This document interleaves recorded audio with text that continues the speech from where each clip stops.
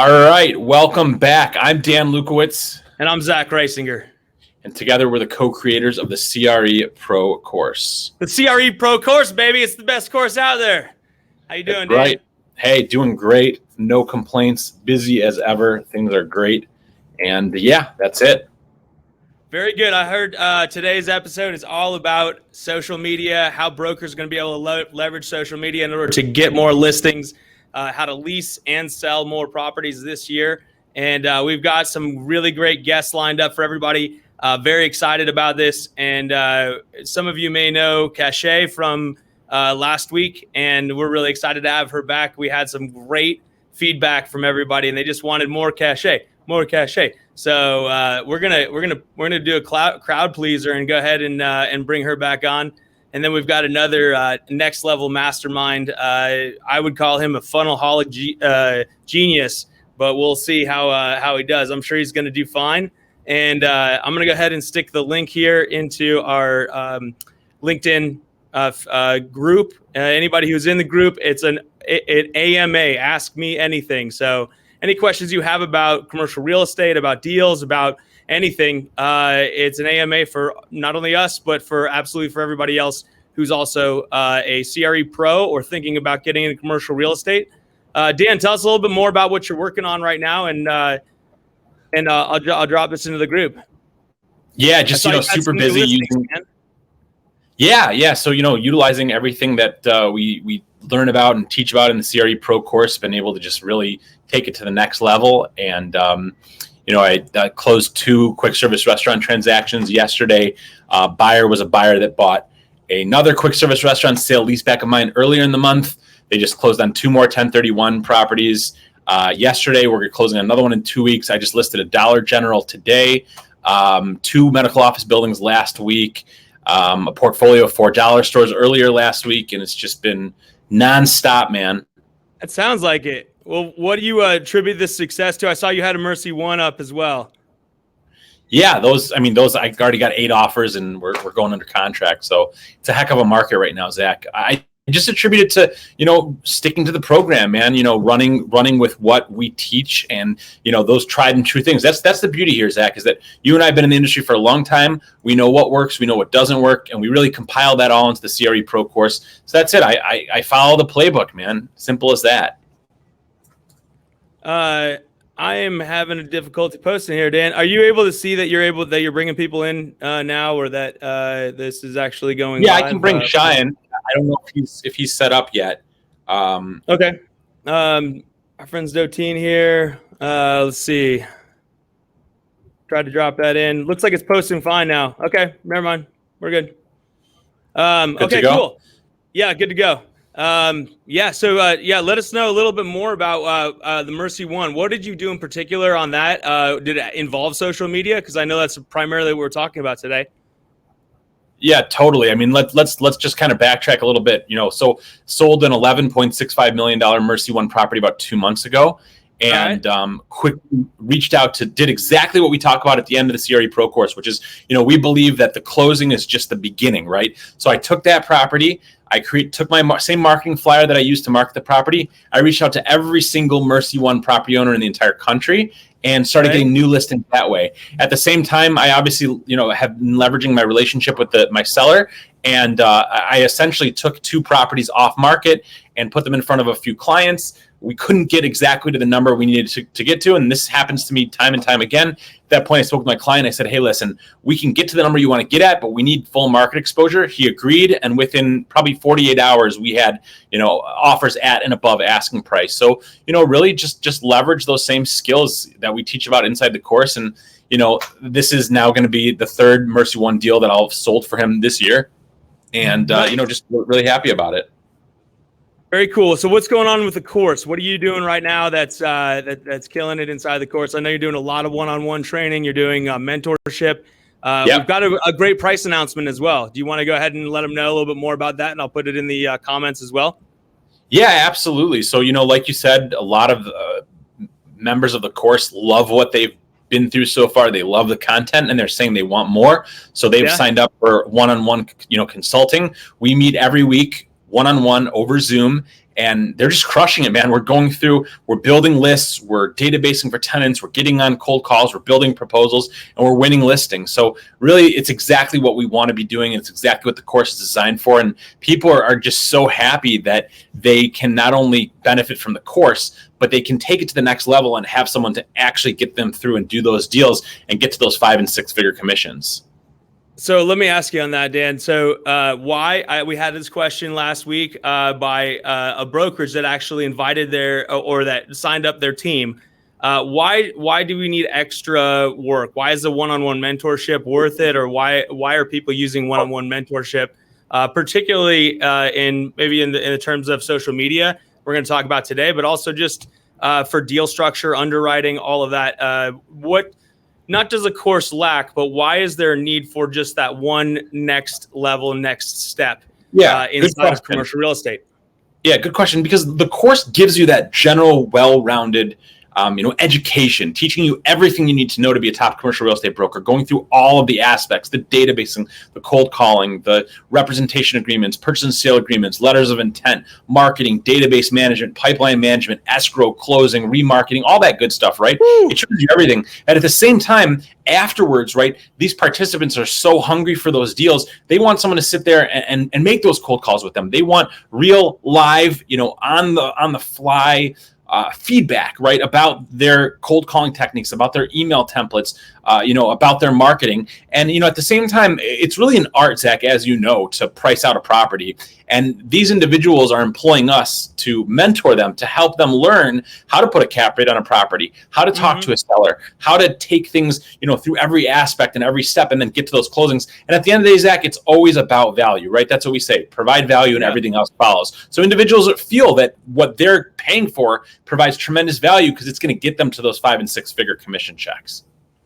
Well, then, so Dan, how often do you end up meeting with various members? Like how often are we doing the consulting aspect? And then usually what does that really provide? 1 to 2 times a week, an hour at a time. And really the cool thing, Zach, is that we design the program based on the individual's needs. So some people want once a week, people want twice a week. And, we're very flexible. As an FYI, we do have the one and only Shah Hassan here available. Not sure if you want me to bring him in yet or we should wait. Yeah, absolutely. Yeah, I think we're Shah Hassan is a next level a mastermind. It's how Dan and I know each other. I see there are other next level masterminders in the room right now. We are very pleased to bring Shah in. Sean is one of the, I think, for the most advanced, I would say, in the social dynamics of Facebook. He is able to get down in the nitty gritty and to pinpoint exactly who we're talking about when we're trying to outbound, when we're trying to make sure that we're known for what we do, how we do it. And then mostly just targeting via Facebook, via LinkedIn, and any other social channels. You want to make sure that you're spending those ad dollars if you are, or even organically. You want to make sure you're targeting somebody who values what you're trying to portray, right? That's the whole issue with advertising in the past. We as brokers have put up billboards. We've tried, bus stops. We've tried whatever else, blasting marketing flyers all over the place. Well, that's great, but at the end of the day, we want to make sure that we're getting the right value for the right people. And as you know, in this course, if you provide value, everything else follows. So I believe Shah Hassan is one of the guys that I know that most highly articulates that inside of his messaging, and he's able to do it in a way that we as brokers are able to benefit from his knowledge. So yeah, really excited about Shah being here today. Zach, Dan, thanks for having me on. It's a pleasure. What's up, man? Not much, man. Congrats to Dan on the recent sale. For those of you who don't know, Dan actually broke a $1 per square foot record in the Detroit metro area for a retail property. Congrats on that, by the way. That was a big deal.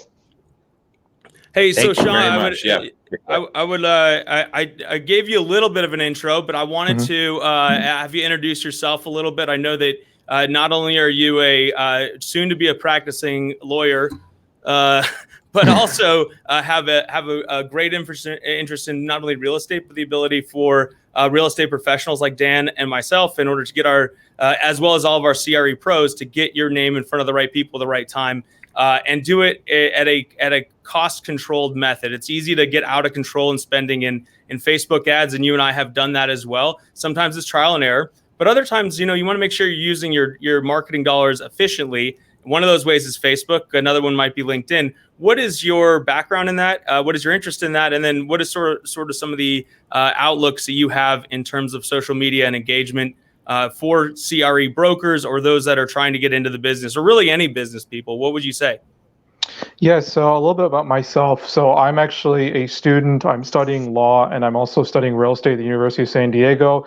Throughout my journey in commercial real estate, I've had the pleasure of meeting a lot of people, brokers. I've had the pleasure of meeting capital raisers, operators as well. And one of the common issues that I found with people that are in the business is, trying to attract more leads. And I felt that in many ways, a lot of the folks that are in the business, especially real estate, I find that there's still a lot of archaic methods behind the traditional marketing.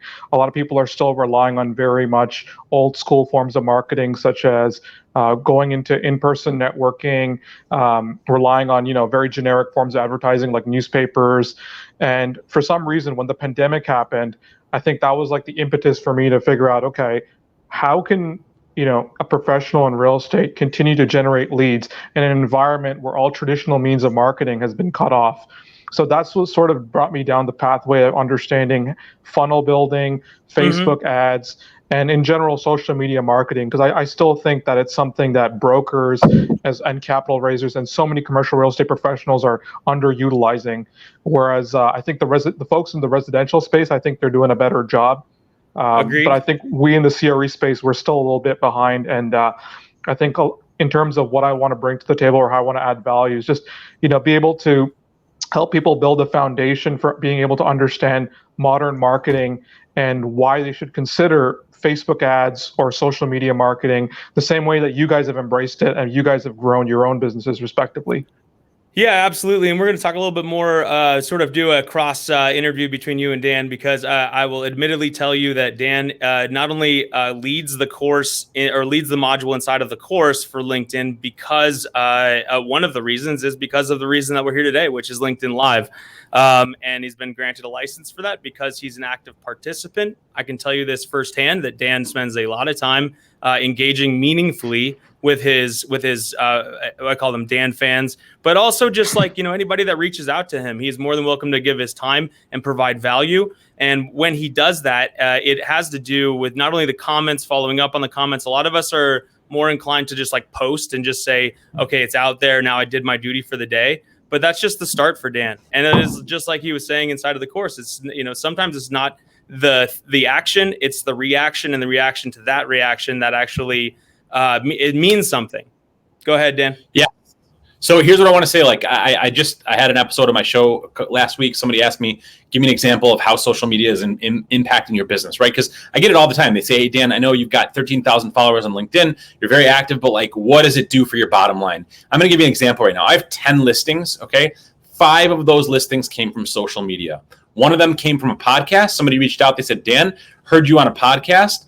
Love the content. I'm sorry, 6 of the listings. One of them came from being on a podcast. Love the content.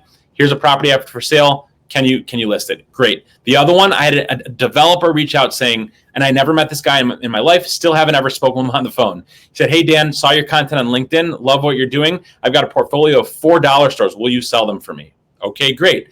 Another one, this was, I thought, a kind of clever idea, a clever hack on LinkedIn. So 13,000 followers, right? But very hard for me to know who is who, right? Where are those investors that are going to be listing property? And you know what? I'm just going to put it all out there. This is what I did to get a listing. I said, "Are you sure you're ready to give all your secrets away?" All right, man. Whatever. It's all good. All right. All right. Secrets. Here's a little trick. I said, you know what? 13,000 followers. Where are those investors? How do I just like press a button and pull them out? So here's what I did. Okay. And I hope nobody's offended that this was the purpose of the post. But I did this a couple days ago as well, just to kind of do it again. And I'm going to get more listings out of it as well. So I made a post, made a poll, right? The poll got thousands and thousands of views, right? I said, tell us what types of properties you invest in. Single tenant net lease, multi-tenant, industrial, medical office, right? And I probably got 150 votes. Over the next day, all I did was I reached out to each and every person, thanked them for engaging, and I said, tell me a little bit about the properties that you own. Boom, got a developer. He said, you know what? I developed Dollar Generals. I've got one I want to sell. Will you list it for me? Boom, simple post, simple listing, coming on the market in a couple days. So let me flip that over to you, Shah. And one of the things that this is a social engineering trick that you would do for sure. It's Dan is either learning from you or you guys have a very similar mind. What would you say is one of the most easy wins for a syndicator or a commercial real estate broker to leverage using Facebook or LinkedIn? How can they do something today in order to either start running ads or do it organically like Dan is saying? But I'm thinking more in terms of the things that you help other next level masterminders do in order to get their syndication in front of more people, let them know what they do. Just give them a high level before they figure out if they're actually an accredited investor or not, or otherwise. How do they let somebody know I'm in mobile home parks or I'm in, multifamily? What would you say is a quick tip for that? First off, I just wanted to comment on Dan and the survey. That's a great idea. I was listening to that. I'm like, wow, that's a really smart idea. So for anyone's listening, that's one thing that you can do.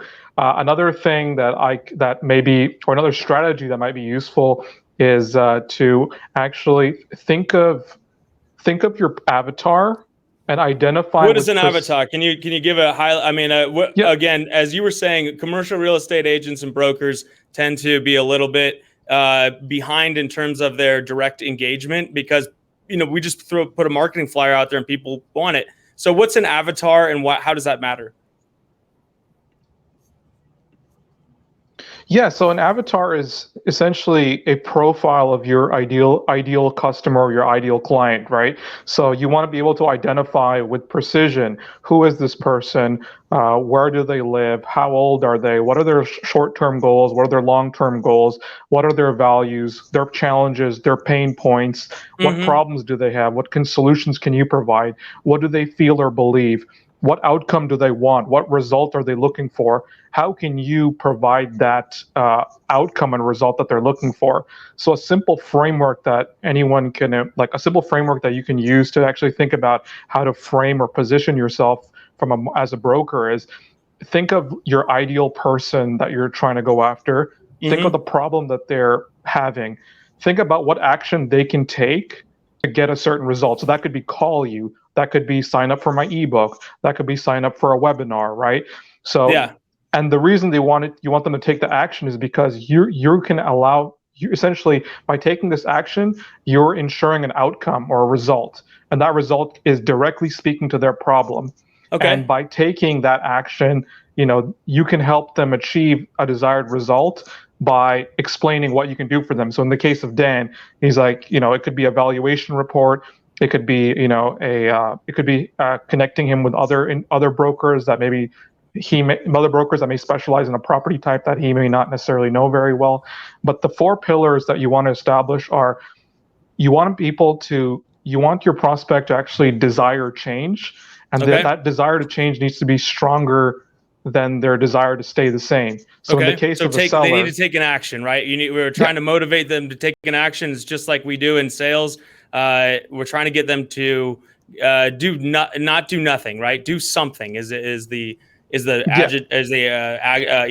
motivation point. Okay, so get them to do something, right? To take an action.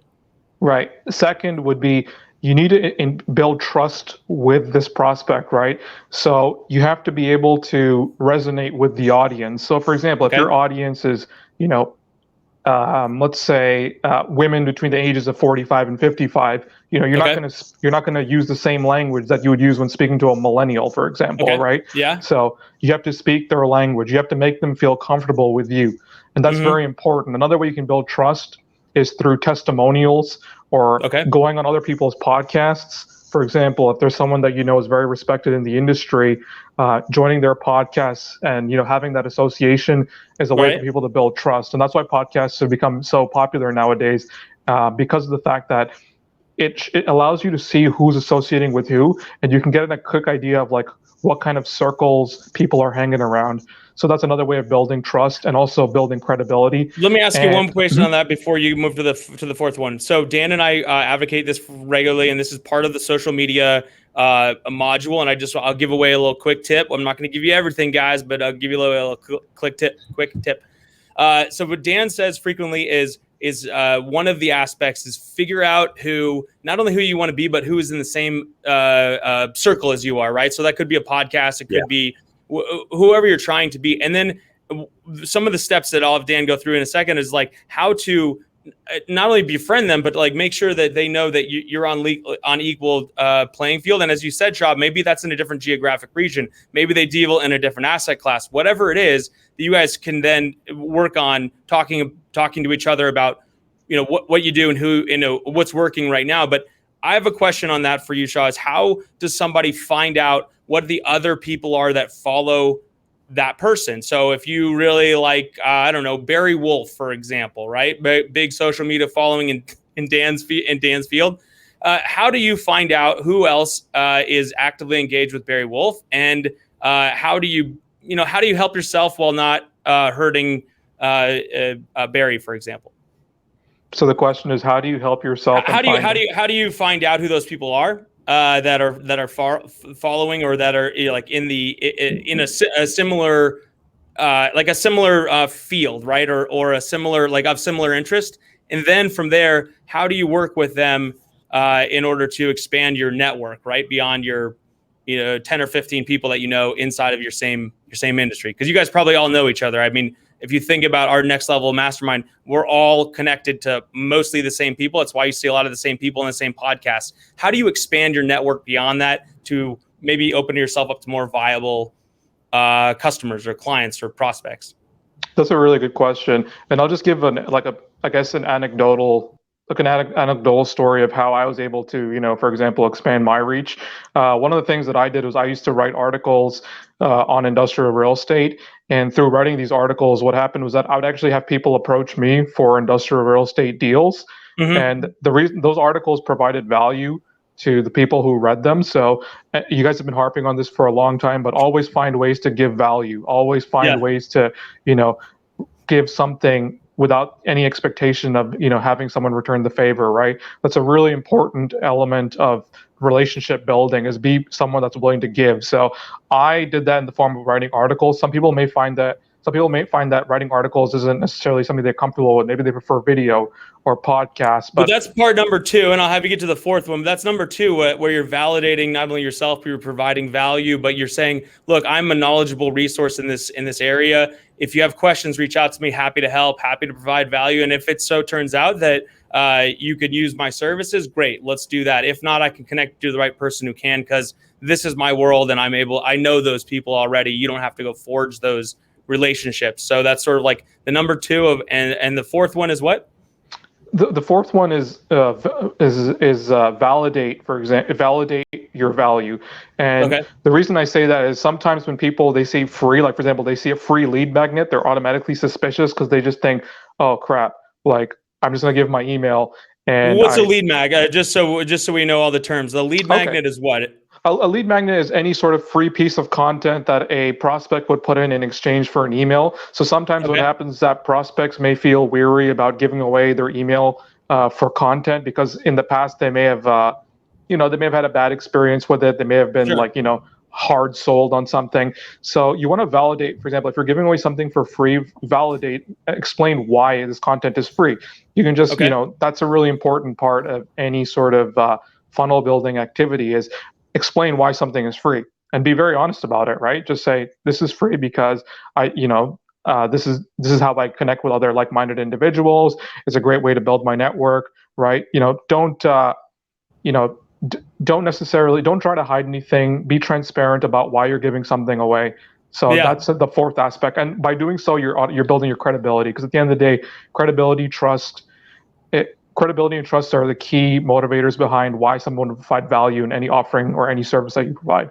So I'll give you a great example, and I want to further articulate what you mean by a funnel to some extent, because it's one of the things that we teach inside the course, which is email sequencing, which has to do with outbounding to an audience that has opted into your email list, finds value in what you're doing. Maybe that comes through a lead magnet, like you said. They see something on Facebook or LinkedIn that says 6 steps to increasing your deal flow and hitting six digit commission checks this year.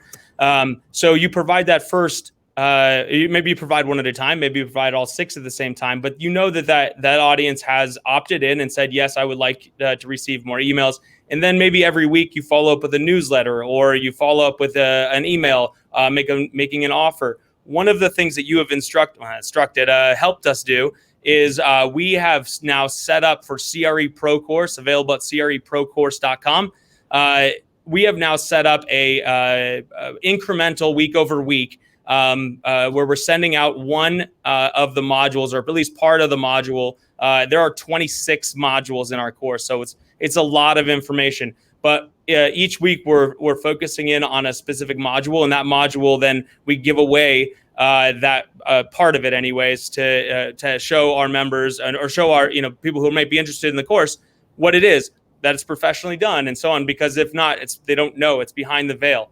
So one of those things is we create what you just said, which is a funnel, and that funnel is helping. And I believe all of this, and I think Dan would agree, that as you create a funnel, what you're really doing, and that's essentially taking a wide net, casting it, and then like getting down. It's not trying to target in on somebody. It's providing value to the people who see the most value in it, right? Like maybe initially everybody wants to make 6 figures, but your specialty is down here. So you dwindled down to this point, provided value to this point, and then at that point, then they're ready to buy, and they're asking you to buy, as opposed to the section I teach, which is cold calling, picking up the call and go until you finally pick up somebody on the phone, and then having the right thing to say. And maybe they don't even need your product. Or maybe they don't even need your asset class or whatever it is. They're not in the market today. So instead, reversing it, right? Using social media, as you said, to start that lead magnet, using your avatar to drill down until you finally get to that last section. And when you do, then you're providing value, and you've provided it the whole time. So you've validated yourself. What do you think, Dave? Yeah, well said, 100%. And, as we're talking about this, we have a special guest in the waiting room. Should I bring her in? I think we should bring her in. Cachet, how you doing? Hey, how you guys? Holy moly. How are you? Good, how are you? You're making us all look bad. Look at that. Come on. All right. This is Shah and Cachet we have here, both our social media icons, and both of whom we look to for not only CRE Pro course, but as brokers and agents in commercial real estate. Some of you may remember Cachet from last week. She has Cachet Digital Marketing, comes from a real estate background, and is now providing value to her clients. We invited her back on because she got such a huge raving review from our fans, and everybody said we need more Cachet. So we brought her back on to drop some more knowledge bombs. Cachet, what's going on in your world, and what would you like to talk about today, and provide some value here? Sure. I don't know where you guys were at, but I guess we could just talk about how social media is hot these days. If that's absolutely. Let me give you a high level summary and tell you a little bit about Shah, just to recap. So Shah is a next level mastermind with us. He has a thorough knowledge in funnel building as well as lead magnets. We're talking about lead magnets in terms of putting a lead magnet onto Facebook or LinkedIn, whether it's organic through your own posts or a paid search through an avatar, using an avatar, and taking that and delivering value with a lead funnel. In your term, or in social media wise, can you tell us a little bit more about how you instruct or you help your clients when they're trying to target the right market? We call it an avatar. Shah and I regularly use the word avatar, but your customer, your ideal customer. How do you help identify that? And then how do you provide value on a recurring basis to validate your understanding and knowledge of that topic? Okay, sure. In order to identify them, it's a Uh-oh. Dan, we're down one. All right, and then there were 3. So let's see if we can get her back in. Shah, we'll see if we can get her back in. But if Shah, if you have any insight into that, once you have identified your target market and you're providing value to them, how do you get feedback from them in terms of social media, in terms of like what they other than the great trick tip I'll say that Dan used before? How do you suggest using things like social media, which is really not a norm in commercial real estate? How would you use that to better serve, I would say, your clients and let people know what you do and how you do it. Yeah, so I'll give an example that one developer I know out in Western Canada did. What he actually did is that he sent an email. So similar to what Dan did, it wasn't necessarily a survey, but he sent an email to his mailing list, and he says, "Hey, I'm putting together a new video on." He does YouTube videos. He's like, okay. "I'm putting together a new video on YouTube, and I want to hear what you guys have to say. Like, was there anything that I can help you guys out?" And people actually respond to that, and they'd say, "Oh, we're looking to learn more about capital raising or development or etc." And just by asking people what they want through, or in this case, it was his mailing list, he actually got some really good responses, and he made some very good content, which allowed him to grow his coaching program. So let me ask you about that. So a fellow next level masterminder out of Pia D'Erico was on Hunter's show, I think, last week, and she was talking about how more people are using video than ever before. In what you've seen through versus like you said you were a copy editor, and now a lot of people are doing video, like very short form video. I know that's working for us in particular. What would you suggest to somebody who's just trying to get started or try to get, start building their audience, let's say? Would you say go with a podcast, go with a video, or would you say go with whatever medium, seems to work at the time? For that person? It depends on the person. Some people just naturally feel more comfortable in front of the video. Some people naturally feel more comfortable without the video. Yeah. So one of the benefits of a podcast, because we started our own podcast, and we've noticed that your ability as a podcast. Yeah. So how can they find you? I'm sorry to interrupt you, and we'll put it in the show notes here. How do they get in touch with you, or how do they access your podcast? What's it called? Oh, Purpose Driven Wealth. It's going to be launching in August. Purpose Driven Wealth. Okay. Yeah, check that out. But one of the things about the podcast is that podcasting has a lot to do. Podcasting is really about having a good conversation and getting it down to an audio recording. I feel like that's what the best podcasts. They're not really as scripted. They feel more natural. They're more conversational in nature. So if you're someone that's just very talkative, you enjoy meeting people, a podcast would be a great medium.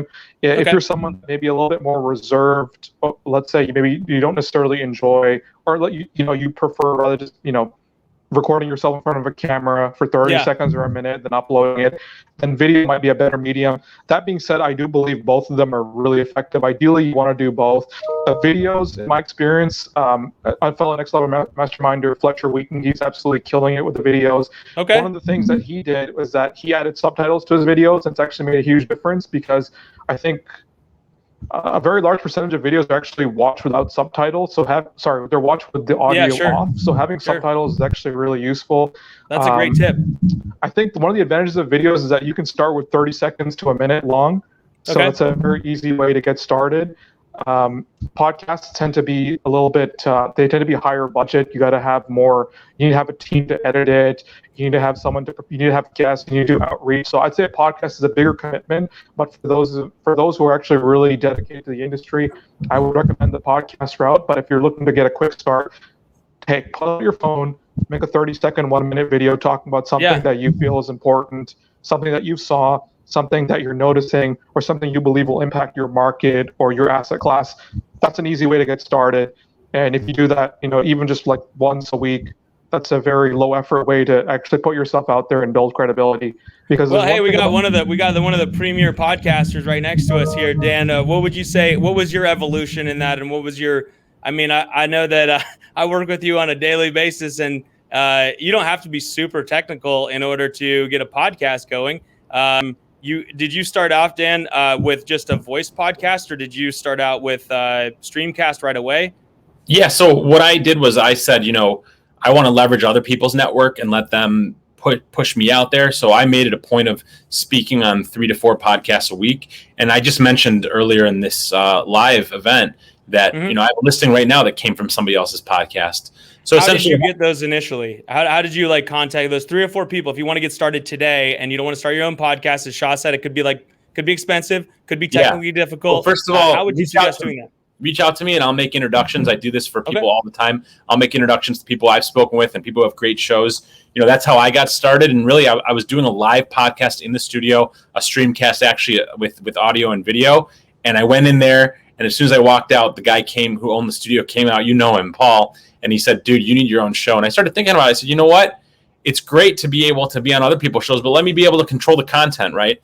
Let me bring other experts. And this is something that I really firmly believe in about social media, is that you have the ability to be an expert by association. Okay. And this is what we were talking about before. When you engage with other people's content, you got a nice professional profile, nice professional photo, and you're actually adding value. You're now an expert by association. You now have a stage with some other incredible minds and an incredibly successful individual in your industry. So it's really an awesome opportunity.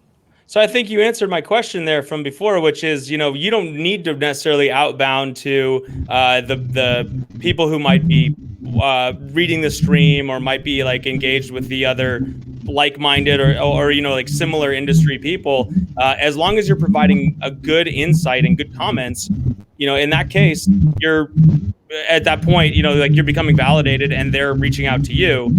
Same sort of thing. I want to just give one hook there to Paul at NRM Studios. If you have any questions about starting your own podcast, DM Dan.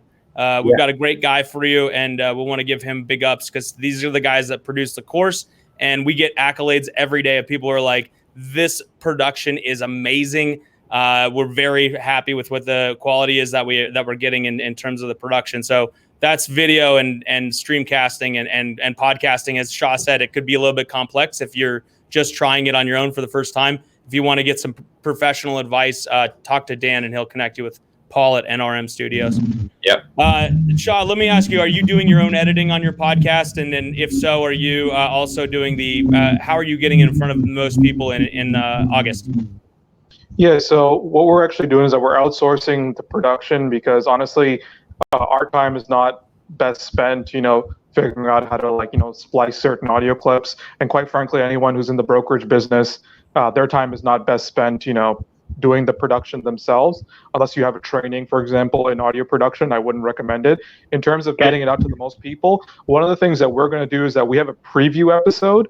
And what we do with our podcast, what we're planning to do is that we actually use the podcast as a means for making video content. So we record everything on video and we splice and dice clips from the podcast that we really like. And then we post those on LinkedIn. And I think we're planning also on going on Instagram, but I think LinkedIn is just a good place to get started. So for those of you who, let's say, want to have a little hack, you can use clips of your podcast as videos and then upload those onto LinkedIn. And that's a great way of having video content, having the podcast, but not necessarily having to record two separate. Do you have a background image then? Is that what you're saying? You have a background image to... Yeah, we have to make a video. Yeah, we have a branded green screen. We have a branded green screen that we're using to record the podcast. Oh, you're saying still record video, but okay, and then I get put up the podcast with the video. Okay, great. That's a great tip. Yeah, and you just splice and dice the clips, and then voila. I mean, from one episode, I think we had 19 pieces of content. It was a long episode, it was an hour-long conversation, but we figured out that we can make 19 pieces of content from a 1 hour podcast. So holy moly! Yeah, that's fantastic. I mean, so you guys are pre-recording many of your episodes and then coming out with it in August? Yeah, that's the plan. We were going to pre-record a lot of the episodes. I've created timestamps, so I actually take the time and I go through it because I find that, if I look over the video and I can come up with little snippets of where the good content is, from there you get a video editor to splice and dice it, and you can post it onto social media. And just doing that, you'll have 2 weeks worth of content from a 1 hour conversation. So as you may know, and this is a little tip and trick for LinkedIn, that LinkedIn prioritizes video over just audio or over just articles, that is the highest form for them because it gets the most engagement. So if you're trying to increase your exposure to other people, to industry leaders, the best way to do that on LinkedIn and probably Facebook as well is to have that video content. If you can stream live, great. If you don't have that yet, fair enough. Jump on and do what Shaw is saying, cut out little tidbits. Either talk about what you're passionate about in terms of business, what your expertise is, or just short. What'd you say, Shaw? 30 seconds to a minute, clips or longer. What would you say? It depends. Sometimes we have really good answers that could be 2 or 3 minutes long. We just want the quality to be as good as possible, and we want there to be as much value as possible. So yeah, it is about the algorithm. I hate to say it that way because it's like we don't want to get it more complicated than it has to be in commercial real estate. We're just really dipping our toe in. Unless you're like Dan and you're really prolific in it. Most people are just starting. Like my father doesn't have LinkedIn, never needed a LinkedIn. Dan, do you want to jump on there? I actually want to bring in a good friend, John Vincent. Hey, John is an EXP commercial real estate sensation and a friend of mine. We're working on some deals together. John, thanks for joining us. Hey, thanks for having me, Dan. How's everybody? Hey, John, how are you? Good. This is Shah Hassan. And we're talking a little bit about social media, but we're also just talking about commercial real estate or real estate in general. What are some of the tips and tricks that you're working on right now, or that you don't give them all away, of course. I mean, I got it. You got a business to run, but what's something that our viewers can learn from you today that will allow them to close more deals, to lease more properties, and to get in front of more clients in 2021, 2022? Yeah, sure. First step is to follow Dan on all his social media platforms and try to mimic as much as what he does as possible. Holy moly.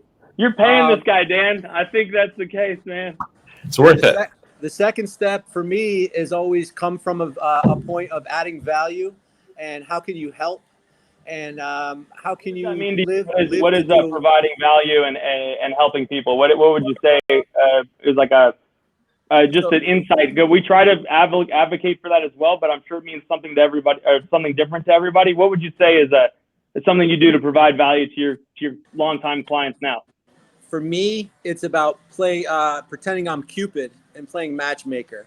So, okay. I don't have the skill level of many of the top professionals in this industry, but what I'm good at and what I aspire to be great at is taking somebody who is great at one thing and matching them with an opportunity in which they would be a perfect fit for, and just playing connect the dots as much as I can and as often as I can, and just hopefully creating something that isn't there. Well, let me ask you that in terms of that, John. I found in my career that it depends. Like, the better salesman is the one that listens. Obviously, I'm not great at that all the time, but if you ask more questions, you find out what someone's working on. They'll tell you more about what they're working on, and then you have the ability to connect the dots. How do you find out more about what your clients are working, like maybe past clients or somebody you're prospect that you're working with? How do you get them to really open up and tell you more about what they're really trying to do? You just ask, man. You just ask. You said, what's going on? What's going on with you? I mean, I think if you come into the conversation with not just, hey, this is all about business, what's going on with business, but you come into the conversation as a human being and as a person, sure, and you learn about them, and you can connect. There's a million ways to connect with somebody. And if you have a conversation with somebody, it might start out with one intent, and that might change 16 times over the course of the conversation. You realize, holy cow, the more we peel back the layers of this onion in our conversation, we have a lot in common. There's a lot of things that we could do together. Geez, who do you know? What else are you working on? And just ask open-ended questions and stay heads up and keep approaching that conversation from a value add standpoint, as opposed to what can I get out of this conversation? It's what can I give to this conversation? We have a member of the CRE Pro course that was on a while back, and he said, I take my prospects or anybody really out to lunch, and I make sure that not only do I pay, but that we don't talk about business for the first lunch. We're just getting to know each other. We're just doing the first dance.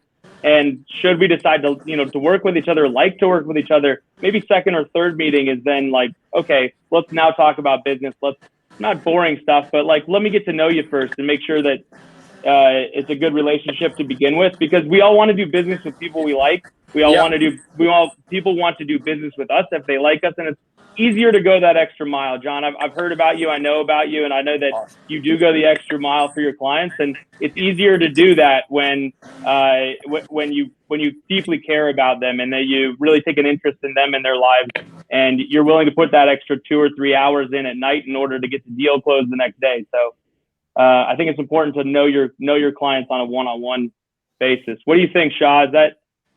Yeah, I love that. Yeah, that's actually a really good point that John brought up. I mean, it's a relationship-based business, right? And even funnels, I like to think of funnels as it's just a relationship building process, right? I mean, throughout the funnel, I mean, your goal at every step should be how can I add the most value to whoever my potential prospect is, right? Mm-hmm. I mean, it's really a strategy in which you transform a cold prospect who doesn't know you or trust you into someone that actually looks forward to doing repeat business with you and referring you to others. So a funnel is really just a series of touch points, kind of like, what you guys have discussed already. It's just, it may be the beginning, it may be the middle, or maybe the end. But really, it's just about how can you take a person that doesn't know you or trust you and have that person, be willing to vouch for you and refer you to other people. And as John said, I do want to extend. I like that what you said there, Shah. And one of the things that I think about is: are people happy when you call them? Are they trying to get to that phone and like turn it on when they see that you're calling, or are they trying to avoid your conversation or your call? It's much easier when you like somebody in order to have them pick up the call. So I 100% agree with you on that. And you're right, delivering value over funnel. I mean, you just got to make sure that you are delivering value. You're not trying to just constantly sell to somebody, and you're actually taking an active interest in what they're trying to do. Sometimes that's the end game, right? A lot of times the questions that John was saying there was like, you're trying to find out why, right? The why. There's the 5 why test of the Japanese Toyota company. They keep asking why and why and why until you get to the root cause of something or the root issue. Somebody may want a lower price for something, or they may want to pay, whatever in a different terms. Well, ask them why, right? Ask them what the motivation is behind it and how can you help them achieve their goal if you can. So I think that's 100% right. John, what area of business do you focus in on most? What's your niche right now? And then what do you see coming up here in the next few months or next year? So traditionally, medical office has been my niche over 16 years. I've specialized heavily in that. Lately, it's been a little bit all over the place. I'm still getting my feet underneath me. The world has kind of opened up to me, literally. Working on some overseas stuff that's pretty exciting right now. I'm also, I joined a team where I'm doing a lot of industrial tenant rep currently. Okay. But, it's pretty cool because I'm realizing what an avenue opener that is. You call on these owners and brokers who are the landlords of all these warehouses or shopping centers, and they might have the space for you, they might not. But guess what? Guess what they're looking to do? They're looking to buy more inventory. So if you get a little sense of what their buy box is, all of a sudden you're just working with a buyer. And guess what? They're not always looking to act as a broker. If they're purchasing something, a lot of them are happy to work as principals. So if you can now start sourcing some off-market opportunities and bring them to the table, happy day for everybody. If they're comfortable with an asset class, I completely agree with you, and I think Dan would agree here as well. He often inside of the course and just in general will advocate for if somebody is buying a certain type of asset, let's say a medical office, there's a high probability that not only do they own other medical offices, that they may be looking to buy in other places. They're very comfortable in that asset class. So those are perfect people to reach out to, making sure you stay in touch with them. But I also want to say kudos and commend you. One of the things we say in the course is that you're not confined to a specific area. I mean, you're coming out of EXP into the commercial side, and that both sides of the business, I would imagine. Yes. In that case, you go from being a hyper-specific, neighborhood specific real estate agent, and you actually get into international when you're in commercial. So Dan advocates for I'm not geographically bound, and we usually just say United States, but we're looking at it here. We're talking about international now. So if you're looking for a career in international real estate or international business, this is a fantastic opportunity. This is it. Team, good to see you. This is it, and I look forward to taking your course. I haven't done it yet. I'm planning on. I'm going on vacation the end of this month. When I come back, I want to tee that up. Sweet. I do want to tell you there though. It is available 24/7, 365, any platform, anywhere in the world.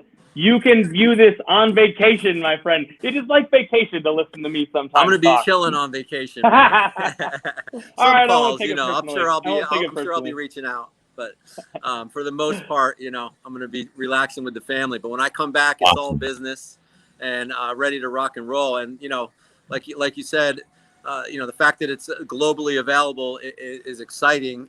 And, you know, the fact that our company works on a global platform and is rapidly expanding that global footprint is super exciting. It's opened up a whole new world for me where, you know, thinking as big as possible has become the new norm.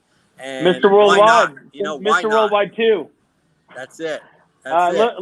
Let me just highlight something that we really advocate inside the course is that you have the ability now to spend more time with your friends and family, go on more vacations, and enjoy your life more. I'm not going to sugarcoat this. You grind. I know you grind, John, and I know it's very, you know, we put some stressful time in.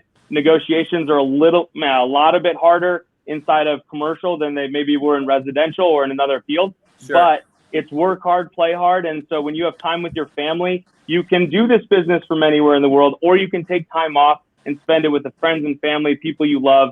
So that's why I advocate for people who haven't had a vacation in a long time, or, you know, don't get to live their own schedule, don't get to make the money that they want to make. One of the easiest ways to do that is this is 100% commission job in most cases. So if you feel like you're not being paid what you want to be paid or should be paid, this is a great opportunity. We negotiate our own rate. Right. So that's part of the negotiation. So sure. If you don't think you're making hourly what you want to make hourly or salary wise, well, that the world is your oyster. And we talked about this last week in our yacht. We were on the front of Yahoo Finance, and we had Cachet Davis. And one of the things that she highlighted was, look, if you don't feel that as a woman, as a broker, or as an agent or in another field, you're not making what you want to make. The women are doing fantastic in this industry because they bring in all of these different aspects that haven't traditionally been here. It's a fantastic opportunity to really carve your own way and make your own, you know, I would say you kill, but really that's what it is. If you work, you make money in this business. Yep. And some of these women, they work. Sometimes they outwork me, so I'll give that up. So love it. Power to the ladies out there. Power to the ladies. That's great. I like it, man. I just say power to the people that are willing to work. You know, power to the people that are going to grind for their clients. And a lot of times it could be ladies, men, women, and minorities, anybody. Like, you have your own power, and EXP is a great example of that. They've been able to open up this field to more people than ever thought that was possible before. And on a worldwide basis, if you didn't have an office in your town or city or whatever for a particular commercial brokerage, now you do. It's a decentralized ability to make money anywhere, anytime, from any place remotely. I mean, that seems to be like a good advocate for, particularly for today's time, where maybe people don't want to go into the office. They want to be remote. And a lot of times that's what commercial agents is remote anyway. So. Yeah, I love all of that, man. You know, I love having a home base, you know, having a little war room and man cave, but then just being able to take your laptop or today's day and age, your cell phone. I mean, the fact that we can just do business out of the palm of our hand, literally all around the world, is amazing. You know, so I love it. Well, one of the things we're talking about today, or we talked about today, John, was the ability to get in front of more people using social media. And as Dan said last time, everybody's got one of these, right? Yeah. Everybody's looking at it all the time from anywhere. And maybe they're not in the office looking at a computer screen these days. They're out wherever they are, remote office. Maybe they're out in the field. Maybe they're at a coffee shop. Any of those things, you have the ability to connect with your audience immediately using this and stay in touch with them. So as Shaw was talking earlier about using Facebook in order to build a funnel, in order to target the clients that find the most value. Well, this is a great way to do it. And Dan does a great job of doing that on a day-to-day basis by providing value. Absolutely. Yep. Hey guys, as we wrap up here towards the end, Shaw, do you have any more next level nuggets, as Adam Carswell would call them, or how can people find you, and how can they connect with you, and what are you interested in that we can help you out with as the CRE Pro Course and CRE Pro Course members? Of course, you can get our course at creprocourse.com. It's on sale right now. Go get it, $197. It's not going to last forever, so get on top of it. Shaw, what parting notes can you leave us here from the world of Shaw's Home? So if anyone wants to reach out to me on LinkedIn, Shah Hassan. If you want to email me, Zach, you can send them my personal email as well. I'll be happy to reach out to people. We will put this all in the show notes. Yeah, I have a slide deck as well for a slide deck that I put together for the last presentation. So if anybody wants access to that, I can send them that as well. It has it goes into a lot more detail with regards to building your avatar and a lot more detail with regards to actually building very small funnels. So if anyone's interested in that, Zach, just reach out to Zach and I'll send them over. What can we provide you as CRE Pro Course and Pro Course members? What are you looking for right now, and how can we provide that to you? You know, I just want to hear once the course is out, what are things that people found valuable, and what are things that we can improve upon with regards to social media marketing. And I just love to hear the feedback with regards to that. So as you guys move forward, just listen to what people have to say, and let's see if we can help them, grow their brokerage business and add more value. Great. So if you have more questions about funnel building, or social media interaction, reach out to Shaw, reach out to us, and we'll connect you with Shaw. It is inside the course. The course is available right now. John, what's one next level nugget here as we part? How can we help you as a CRE Pro Course and Pro Course members, other than going to CREProCourse.com and picking up the course? Sure. I'd love to learn all things investment sales. So, learning how to approach that deal and be able to add more value than just connecting people, but actually do some high level overview on the front end, so that I'm teeing it up a little bit more eloquently for somebody that might have a buyer or a seller. And also wanted to give a quick plug to our local sales team here in South Florida, Team Guru. We're hiring. We're looking for people to do mostly tenant rep in the industrial sector, potentially other sectors in the future, potentially other areas of Florida or the country in the future. I can be, reached. I'm on LinkedIn. I'm on Instagram. My email is john.vincent@exprealty.com, and would love to speak to anybody about, if they're looking for what EXP is all about or what Team Guru would be all about. I'd be happy to be the vessel for them to explore those opportunities in detail. Fantastic. So yeah, absolutely. We'll put your contact information in the sidebar over there. People will be able to contact you directly. And yeah, we're really glad you guys both spent some time with us today. Dan, you have anything here as we say sayonara to our friends just at CRE Pro get Course? out there and hustle. There's been no better time to be a commercial real estate broker, commercial real estate investor, and it's just, as they say, make hay while the sun is shining, and the sun is shining. Make hay. All right, I like it. Thanks a lot, guys. Have a great afternoon. We appreciate it. Thank you, guys. Thanks for having us. I appreciate it. Thank you. Have a great day.